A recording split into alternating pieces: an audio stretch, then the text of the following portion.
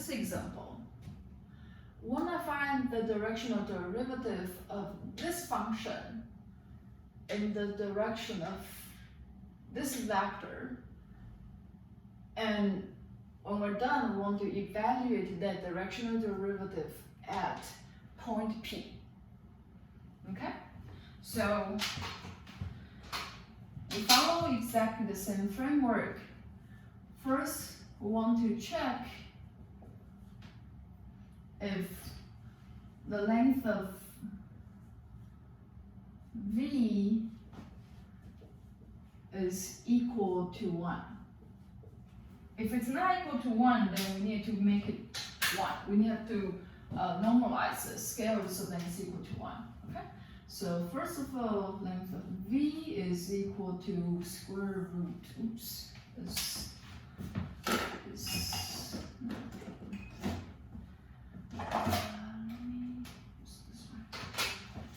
Length of V is equal to 2 squared plus 1 squared plus 2 squared, so that is equal to 4 plus 1 plus 4 square root 9.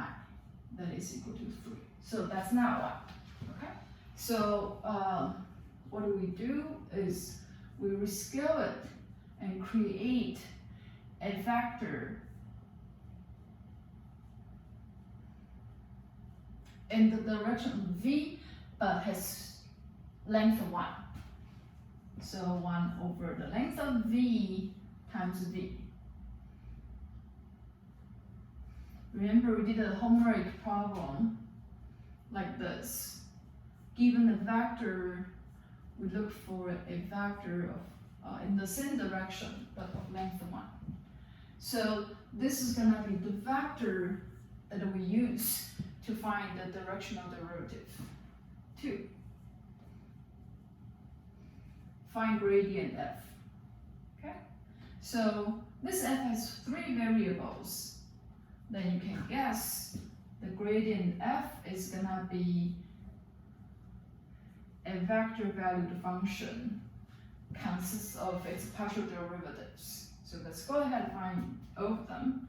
df dx, treating yz as constant, differentiating x. So that's that. df dy, now I'm gonna see y and z as constants. Sorry, x and z as constants and differentiate the y. Yeah. Last, df dz is equal to xy. Okay, because I treat xy as constants. So now I have this is equal to the vector yz, xz, and xy. Okay, so that is the gradient vector. Now 3,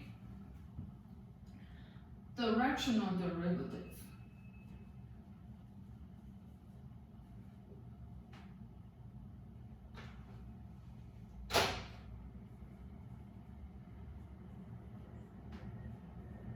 Okay, so I want to be a little careful. If you'd like to write dvf, make sure you understand that you're gonna use the vector u as opposed to vector v, because vector v is not a unit vector. To avoid potential confusion, I would use the uf. Okay? So u and v have the same direction. I'm fine. So this is gradient f dot u, using our formula. Okay? So that would be yz, xz, xy dot, which vector? That vector. 2 over 3, 1 over 3, 2 over 3. Alright?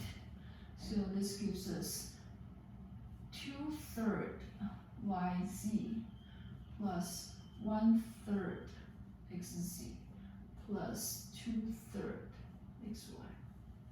Okay? So now we have directional derivative for any xyz on the curve sitting above the direction of v. So now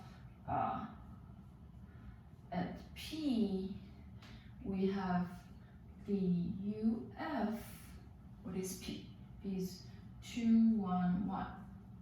So that would be 2/3, 1 times 1, that's 1, plus 1/3 times 2 times 1, so times 2, plus 2/3.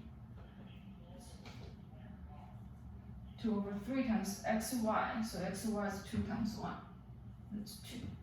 Okay, so put this all together, I get 2, 2, 4, so 8/3. That's my final answer. Okay, this 8/3 means the directional derivative of f along the direction u or v at point 211. Okay.